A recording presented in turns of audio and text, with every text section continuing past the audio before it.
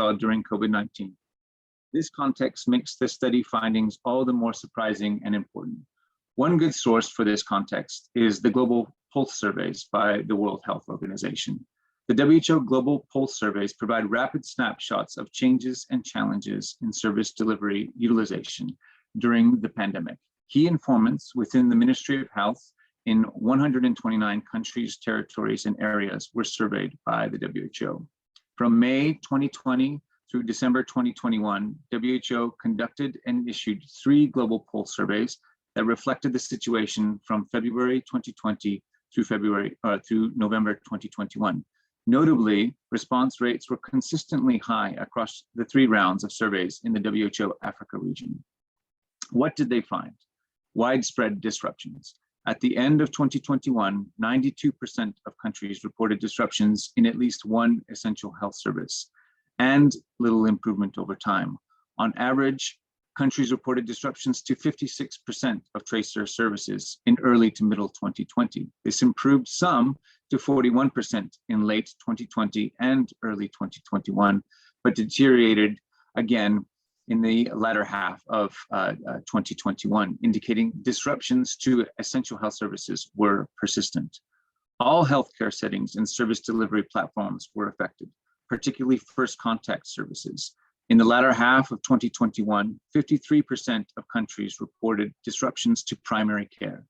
In particular, 58% of countries reported disruptions to unscheduled primary care, the kind of services that are amenable to support from CHWs in communities when CHWs are well supported. Yet 52% of countries reported disruptions to services at health posts and home visits by CHWs. In terms of magnitude, 26% of countries reported disruptions of greater than 25%, i.e. less people served, to health services at health posts and home visits by CHWs compared to pre-pandemic levels. There were both demand and supply side issues. 1/3 of countries reported a lack of health resources. 1/3 reported modification policies to modify or scale back services, and 1/4 reported decreased care seeking. Unscheduled primary care had the greatest percentage of countries, 42%, reporting decreased care seeking as the reason for disruption. 33% of countries reported unintended disruptions to services at health posts and home visits by CHWs due to lack of healthcare resources. This was the situation in many contexts, widespread, persistent disruptions, but not everywhere, not in all communities. Dr. Madeline Ballard, Executive Director of the Community Health Impact Coalition, and Fabian Muyeneza, Director of Monitoring, Evaluation, and Research at Partners in Health in Malawi, have looked into the situation on community health services more closely. Let's hear from them now about the study they led. Dr. Ballard and Fabian, over to you. Thanks so much. As we heard from Nick, pandemics often precipitate declines in essential health services, and particularly utilization of services and just the availability of healthcare for folks who need it. And what's really disturbing about these interruptions to routine health services is that they can ultimately kill more people than the pandemic itself. Interruptions to health services killed more people in Ebola than Ebola itself. And in COVID, we've seen incredible disruptions to health services across the globe. And this is obviously very concerning. Based on the experience of the health practitioners within the Community Health Impact Coalition, however, we had a hunch that the presence of professionalized community health workers, in other words, paid, trained, supplied, and supervised in line with the World Health Organization guidelines, could blunt the impact of health system shocks. So that was our hypothesis, and we set out to test it. What we did is we tried to look at the places where professionalized CHWs exists.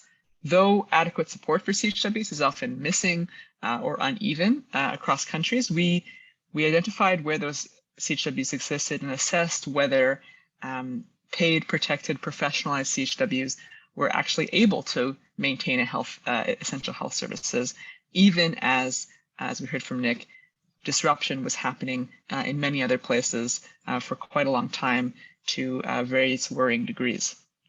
So In sum, even though professionalized CHWs are not the norm, we want to emphasize that there are still actually tens of thousands of CHWs, on the continent of Africa who were supported in line with these World Health Organization WHO guidelines.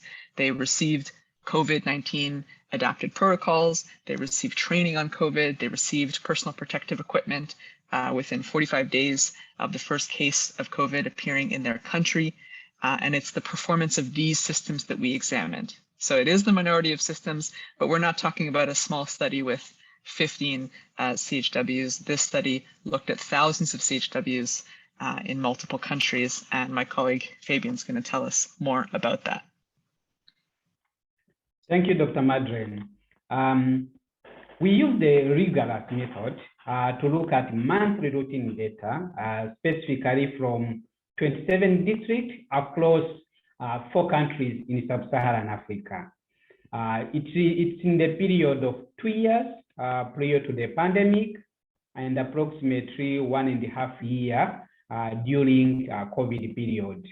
With this data, we look at what was happening before external shock, in this case COVID-19, and compare the period during the shock to see if the same trend continued. For the analysis, we used descriptive analysis and null hypothesis testing and segmented regression analysis, which were the most appropriate and rigorous method for the data available. They allowed us accurately to assess the prevalence and the magnitude of a possible disruption of healthcare services provision once COVID-19 hit and over the course of several waves of the disease. What we found was extraordinary. Professionalized CHWs who were equipped and prepared for the pandemic were able to maintain speed and coverage of community delivery care during the pandemic period. The number of people each CHW treated and how fast they were able to reach them was the same. In the period of COVID-19, it's the time, the year of 2020 and 2021, and both and before the COVID-19, the year of 2018 and 2019. Specifically, we found no disruption to the coverage of proactive household visits or integrated community case management assessment provided by prepared and protected CHWs. As well, there was no disruption to the speed of how services was provided for integrated community care management, pregnancy registration, or postnatal care. Professionalized CHWs who were equipped and protected were resilient in the face of the pandemic and able to withstand the health system shock. Over to you, Madren. So I think what a lot of people at this point are usually wondering is, how are we sure it was the professionalized community health workers? Might there be something else about these 27 districts or 4 countries that caused the lack of disruption? Or might there be something else about these 27 districts and 4 countries that's the reason that service was maintained? Maybe it's not the CHWs. How are you sure? And we want to kind of tackle that question head on. What makes these results so extraordinary is that there are actually a number of reasons that we should have expected the pandemic to have a severe impact on service delivery in these areas. So in all of these areas, there were actually the presence of multiple factors that have historically and during COVID been associated with disruption. So some examples of those types of factors are, number one, the intensity of the disease itself. So as you can see on this slide, each of the 4 countries experienced 3 massive waves of COVID-19 during the study period. So COVID was happening in these countries, and it was bad during the period under study. Each of these countries, on top of that, had severe mobility restrictions in place for substantial portions of the study period. This often means people can't go out when they would like to, and they can't seek care. And so that made being able to receive care at home all the more important. Fear of COVID among citizens and instances of discrimination against health workers is also something that we often see is associated with disruptions to health service delivery. And those were both actually also documented in each of the 4 countries, even prior to the first wave of COVID in the areas under study. So despite all of these various factors, what's really interesting is in each of those places, in each of those 27 districts, service continued. So it is true, as a PhD, I have to say this, in the absence of a control, professionalized community health workers cannot be isolated with 100% certainty as the sole reason health service delivery was maintained. An interrupted time series design, the type of study design we used, is the most rigorous, non-randomized control trial type of study, but only that type of study can really isolate a single factor as the cause of something. Unfortunately, in the real world, when things are happening, there weren't any places to which we could randomize health workers or randomly send other types of health workers. We just had to look at where they were present and where they were not. And what's really great about this type of study design that Fabian described is it looks at repeated measures over many, many months, and in this case, even years, to give a sense and confidence in the trend lines before, during, and after a particular interruption or a particular external shock. And that's what gives us a lot of confidence in these findings. So in sum, here's what we know. Professionalized CHWs unfortunately remain rare, but this paper presents really robust outlier evidence that in the places where they exist, again, not one county, one country, 27 counties across 4 countries, service was maintained without serious disruption for more than a year during the COVID pandemic.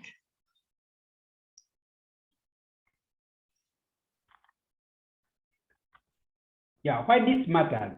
This is important for many reasons. As we heard from Nick, disruption kills. Pandemic often cause declines in essential health services utilization, which can kill more people than the disease outbreak itself. Professionalized CHWs can stop disruption. Given that the majority of CHWs globally remain unpaid and largely unsupported, this paper suggests that supporting professionalized CHWs might have more benefits than previously estimated, particularly in light of inevitability of future pandemics. Professionalized CHWs are a key part of pandemic preparedness and response. We must invest in professionalizing CHWs. In many countries, CHWs are not professionalized. This needs to change. CHWs should be recognized and supported appropriately in line with WHO guidelines.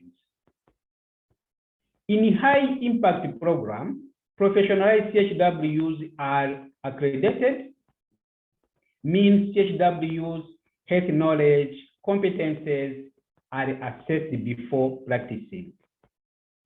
CHWs are accessible, means point of care user fees are avoided to improve accessibility, timeliness, and equity. They are proactive, where CHWs go door to door looking for sick patients and train patients on danger signs. They are continuously trained, means continuous medical education is available and required for CHWs. They are supported by dedicated supervisors, where CHWs see a dedicated supervisor on a frequent and regular basis for one-on-one coaching. They are paid CHW compensated financially at a compensative market rate. They are part of a strong health system where CHW's deployment is accompanied by investments in primary healthcare provision. They are part of data feedback loops. As you know, the CHW report all data to public health M&E systems. This data is used for decision making. All these are to help CHWs to improve in terms of capacity to do better their work and get the value that they deserve based on their contribution to health system performance. It's important for governments and donors to invest in professionalized CHWs to improve health systems. I would like to introduce Anita Nyasita, a CHW from Migoni country in Kenya, one of the study subjects, so she can speak to her experience work on the front line in her community. Over to you, Anita. Thank you so much. We as the CHWs, we do offer qualitative educative measures in the community. We educate our people on health measures, hygiene. We do also nutrition supports to our children. We do follow-ups, we do referrals. We also do mapping of pregnant mothers, as it has been said before, to our people. We as the CHWs, we are the people on ground. We are offering in every sector. We are putting more effort so that the hygiene measures are taken in order to minimize the diseases which might affect the community. We as the CHWs, we are out to give referrals at any given time. We can also monitor and do follow-ups where necessary. We write referrals, we write reports and report every month. We give reports on each and every indicator. All these activities we are just doing because of the good trainings of which we've been given by our sponsored community, Luala Community Alliance.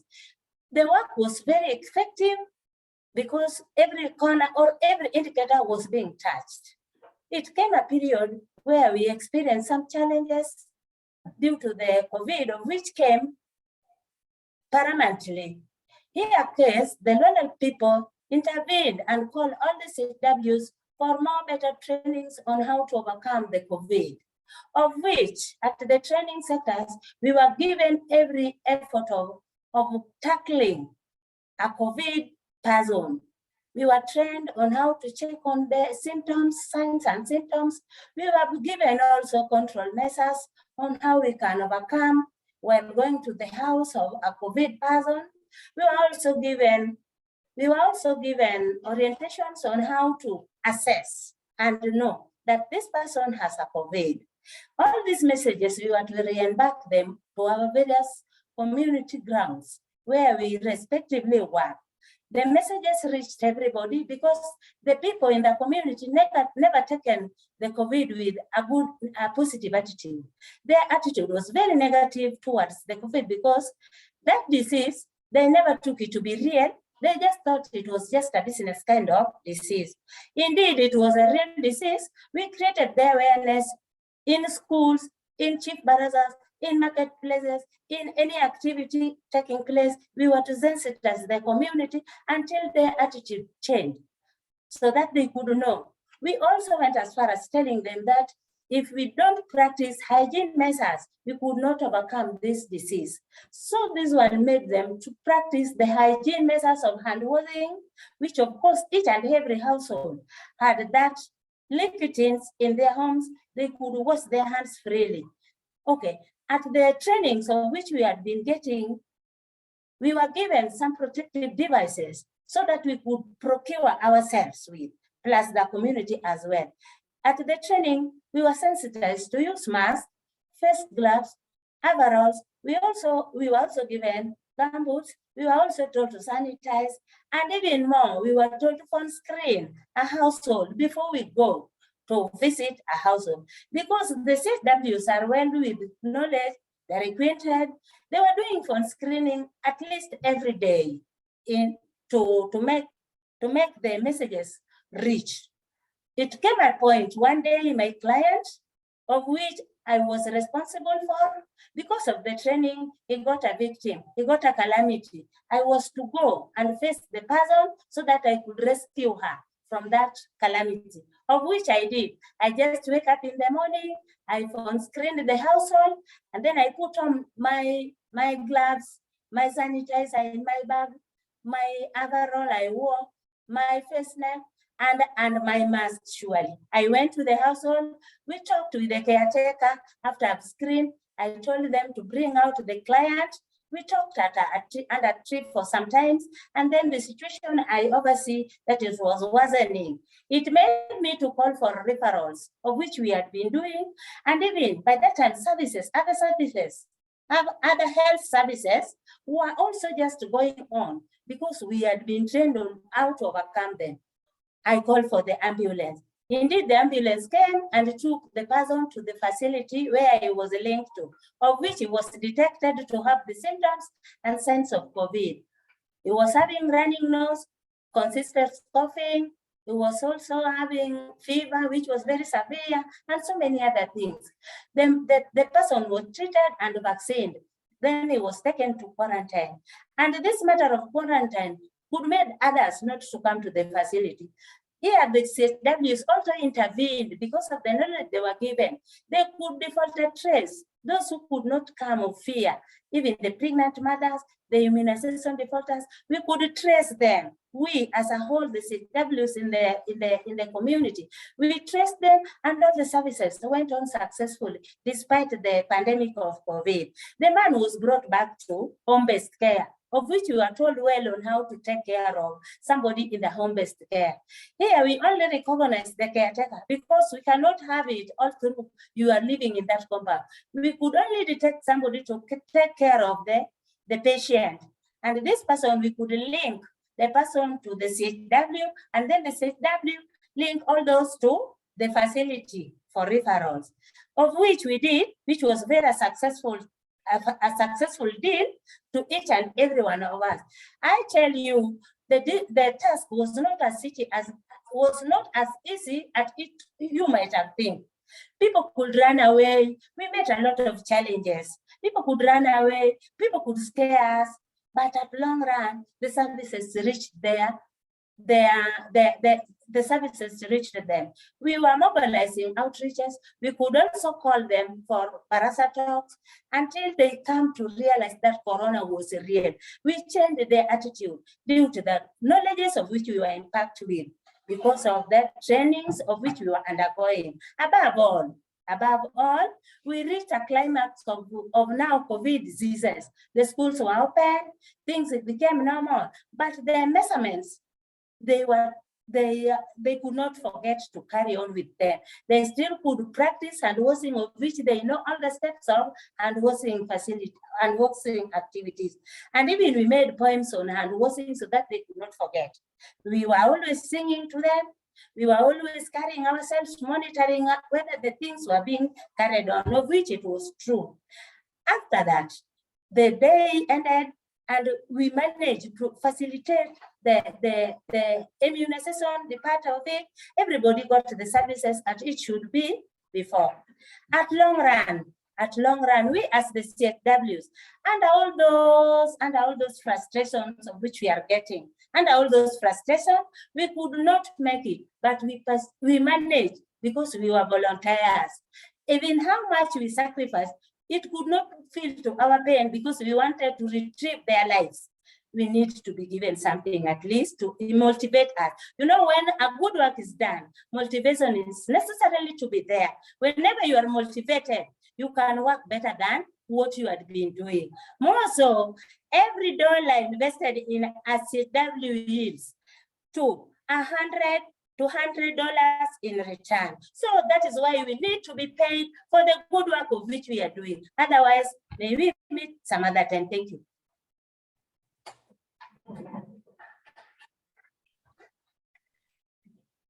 Thank you so much, Unita, for those reflections and explaining just what role CHWs were taking and why during the pandemic. I think it's really important to emphasize, like you did, that while this study focuses on CHWs maintaining care, CHWs didn't just maintain regular care, they were also out fighting the pandemic and playing a number of different roles, from surveillance to supporting people with home-based care, testing, organizing the vaccine, etc. And we'll get into that. At this point, we deliberately left a good chunk of time to answer what we knew were going to be a lot of questions about some these pretty impressive results. And so we're going to get into that now. I think if you have a question, please do type it in the Q&A box. We've been trying to answer them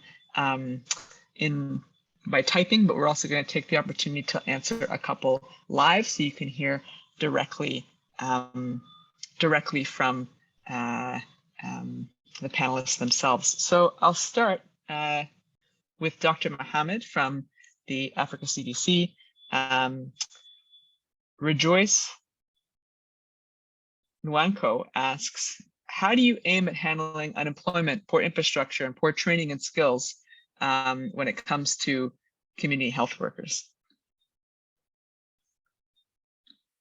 Can you repeat the question, Madeline?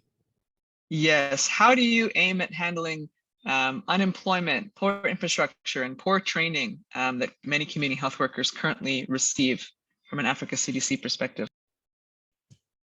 Excellent. That's an excellent question. One of the most important component of the new public health order in Africa CDC is workforce development. And one of the workforce development that Africa CDC is giving a lot of attention is the community health worker workforce. We in Africa CDC have seen the benefit of the use of community health workers for both global health security in terms of pandemic response and outbreak response, and the community health workers' role in the management and treatment of endemic diseases on the continent. So part of what we are doing in Africa CDC is, as part of the workforce development, is to help with standardization of the community health worker cadre, so that it across the continent it becomes a formalized and standardized health system for workforce on the continent. Now, one of the things we've noticed in Africa CDC is that most community health worker cadre are considered only to in terms of giving their services for free. They do not enjoy the kind of protection, work environment protection, and even the formal protection extended to health workers in different parts of the world. So what we're doing is to ensure that we put all of this in consideration while working with the member states to standardize a community health worker workforce in such a way that they become a fully formalized health system, just like we have nurses cadre, we have doctors cadre, laboratory care, all different kind of cadre, and they will be able to contribute while maximizing the advantage they will be given to the health system on the. Thanks so much, Dr. Mohammed. I think that's a really comprehensive question, and in many ways answers this other question from an anonymous attendee about how to improve training. So we're excited to stand with and behind Africa CDC as this new public health order is brought into being and into life. And again, we've seen already that for tens of thousands of CHWs across the continent, it is a reality. What we need to do is to make it the norm. The next question we'll go to is from Christy Hackett. This is, I'll read the question. It's coming to you, Nicholas. There are increasing calls globally to identify new and quote unquote innovative approaches to engage communities, build trust in research and development in anticipation of future pandemics and biological threats. Perhaps the most pressing innovation is not to reinvent the wheel, but rather to leverage existing trusted community members, CHWs, by advocating for professionalization and stronger supports for CHWs, including salary, supportive supervision, PPE, etc. I'd love to hear thoughts on the role of CHWs in pandemic preparedness. Nick, would you like to take that question? Sure. Thanks, Madeline. Let me turn off my phone here.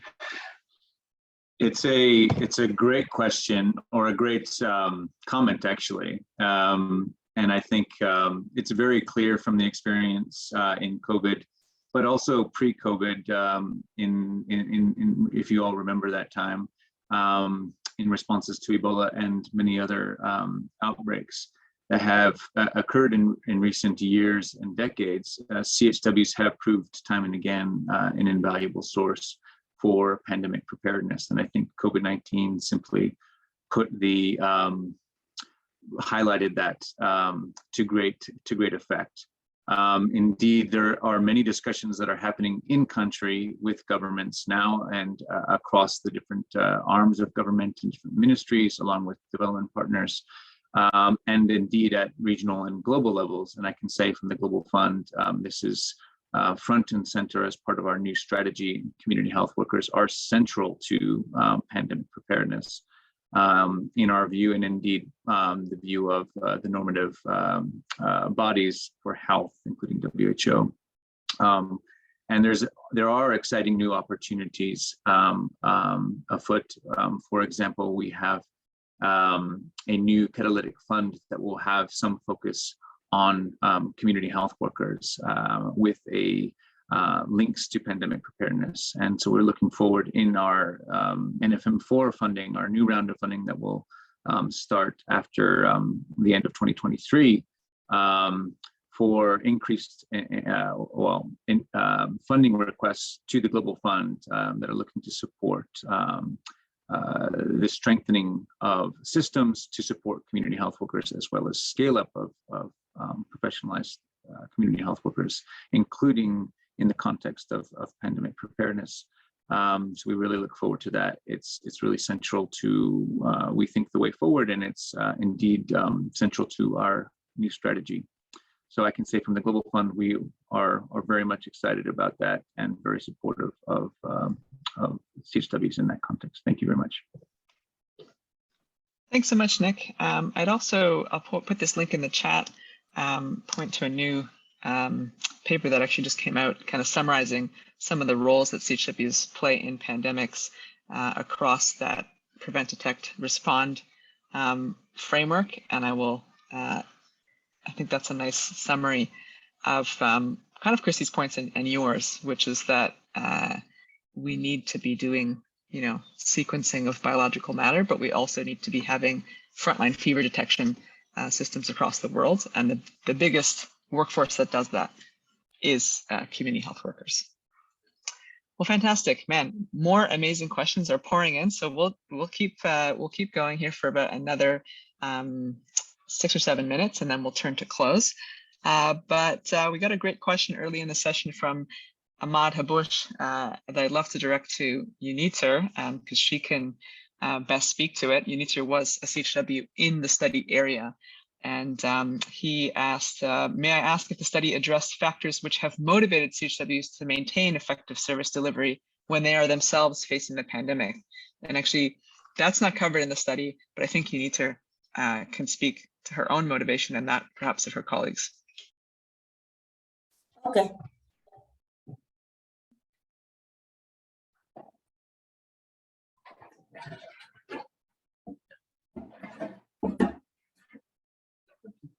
Okay, as per concerned our CHW's effort, we are working in our areas of residentials where we are known better. We could not just let them die because of the COVID. We were to intervene due to the the trainings, the necessary trainings of which we undergone. So we had that knowledge of doing or overcoming the COVID, because those people are our people. We could not just let them die because we fear. And also, we were given protective devices, as I had said before. Whenever somebody is protected, there is no need of fear of death, because already I have masks, I've sanitized, I have PPEs. What else? I also have overall gumboots. Where do I get that disease? And I always after I'm sanitizing almost at every 1 minute, I sanitize. And another thing, we could not let them die because we have to reassure the patients, those who are victims. We have defaulted tracing. We have to reassure them that life must continue. This disease will go, and they should maintain the practices of which we had told them to do, of which they were doing. They were keeping social distancing. That one was up there.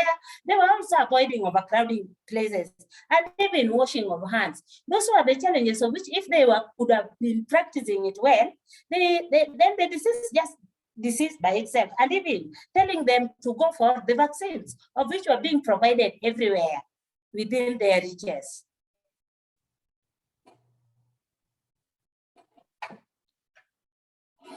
Thanks, Unita. That was very stirring, and I love the support from your colleagues in the chat, demanding what they need to keep on keeping on.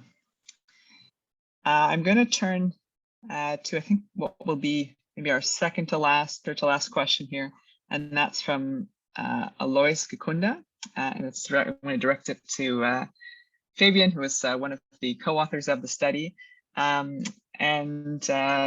The question is, we have challenges with data collection and reporting, tools, reporting, transmission, and data quality. How can we ensure that health data collected by CHWs is available, of high quality, and can be used for decision making? Thank you, Madeleine and team. Basically, what you are saying is true. This is the real scenario which is affecting us currently. So in general, it's hard to collect the data due to the issues of a lot of logistics and the others. So it's important that we think of how best should we be able to collect data using tool well designed, tested and approved, and have a systematic way to do data quality. In our case, in Malawi for PIH, we have started with collecting data using paper with about 1,200 CHWs, and it was a big challenge to compile all the reports and be able to go through the quality of the data. However, we have improved the system to come up with an electronic tool through mHealth, which is a Yendanafe application. With this application, CHWs, when they visit the household, they do electronic data entry in the system using their phones. We have distributed the phones, and they are able to use the phones to do data collection. And this is more having a lot of advantages, because we are timely getting the data. They are syncing every 2 days, and we are able to get the data that they are collecting every 2 days, and we are able even to extract the raw data from each household to be able to utilize this data for decision making. Basically, there could be kind of improvement in terms of looking at the feasibility of using electronic tools for CHW's data collection, not only relying on paper-based data collection or registers. However, a lot of measures should be put in place to make sure the data collected by CHWs electronically are of good quality. For example, we try to do data quality assessment. We have realized that the data that we are collecting currently using electronic forms, there is no discrepancies, or they are the same as the data that were collected using papers. There is no differences. Then when we go far to see what was the added value for using electronic tools, we have realized that currently CHWs are reporting a lot of indicators compared to previously. Initially, they were doing compilation at supervisory level from each catchment, and then at the office, we're receiving more compiled data. However, using electronic tool, we are able to get individual data, and we are able to do more advanced analysis to know really what's happening in the community. In addition to that, we are able to link the healthcare provision and the facility and the information from the community by tracking people from their community using the same ID with some of our electronic systems like EMR, OpenMLS for disease control. Yeah, thank you. Thanks so much, Fabian, and thank you for continuing to speak and reflect on data challenges, even as it seems like your own power went out. A beautiful example of what resilience looks like, even as you're describing it. Robust systems. Before I pass it to my colleague, Julius Mbea, who's the co-CEO of the Luala Community Alliance, to close our session, I'll just answer one more question. And I chose it because it's the one that I find the most difficult. It's from Bright Orgy, and it reads, CHWs are a child of necessity to complement the efforts of health workers. I'm a community-based program approach enthusiast, and in the last 20 years have worked with CHWs in Nigeria. The challenge is that the government of Nigeria owes health workers at the facility. Asking the same government to pay CHW salaries will be tough. Instead of raising hope and not honoring the payment by government, don't you think that payment of stipend will be advocated at least to cover their transport and other expenses? And besides, CHWs should not be a full-time job. So let's begin at the top. I'm wondering, Bright Orgy, whether perhaps in the 20 years that you've worked with CHWs in Nigeria, you were paid for your work, or maybe you were only just reimbursed for your transport and other expenses. If that's the case, then I think perhaps you have some standing to call for CHWs to be reimbursed in a similar way. But if you were paid, I guess I'm wondering why you think that's okay for you, but not okay for those on the front lines of care. I think you make a very good point about the challenges of financing public sector services. I think what COVID has taught us is that governments around the world have not adequately invested in health systems. This is something that needs to change. And we think that the way that changes is not by asking for a little, but by asking for what's actually required. We see the huge potential of professionalized community health workers. We know that even in the most expensive, highly developed health systems, what do hospitals not do well? Preventive care. What do hospitals not do well? Chronic care. We will always need community health workers going door to door, being with their neighbors, helping them lose weight, helping them stay on their HIV medications, treating diseases in remote areas. This is not a nice to have or something that comes, out of necessity or a lack of health workers. Community health workers are health workers. It's in the name. And we need to start treating them like the professionals that they are. Because as we've seen during COVID, they've saved countless lives, but that really shouldn't be a prerequisite for getting the basic conditions that other health workers enjoy. So to tell us more about how we can work together to close that financing gap that you highlight and get the support that CHWs need to thrive and save lives across the world, not just in 27 districts in 4 countries, I'm going to turn it to my colleague, Julius Mbea. Thank you so much, Madeline. It's interesting that that question actually piqued your attention. It was, and I was going to respond to that, but I think without overemphasizing, there is every value. And I think this paper is a demonstration of the fact that really, if we invested in paid professionalized community health workers, we can stabilize services, that service disruptions are minimized. And for that value, I think the question is to ask, what do we do with the person that is delivering those services. As SHIC,